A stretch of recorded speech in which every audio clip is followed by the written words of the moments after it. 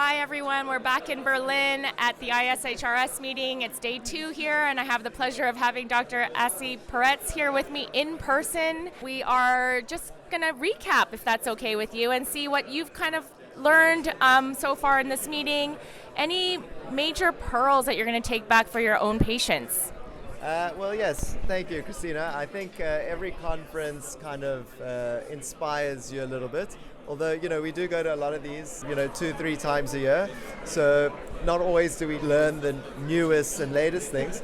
But I think the biggest take back is just watching how some other surgeons perform their work. And it's kind of inspiring.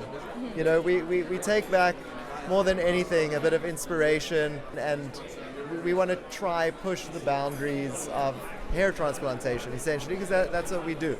So, for example, we want to try use smaller punches for better donor area healing, raising graft numbers, in vivo dissection of grafts. So all these different things to help us achieve the most natural results and the lowest rates of complications. So I'd say that's my main take home. Amazing, thank you. I'm honestly so inspired. I come to these meetings. I'm a dermatologist, not a hair restoration surgeon, and I truly actually see where art and science come together in these types of meetings.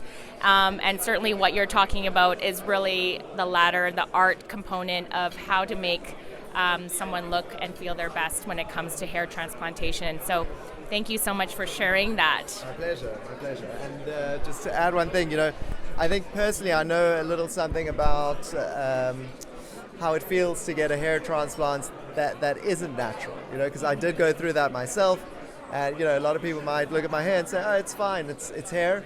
But at the end of the day, we want to give our patients something called hair freedom, where they can go to any hairdresser, any hairstyle, and still feel their best. Where a lot of these results, they only look good in a certain style.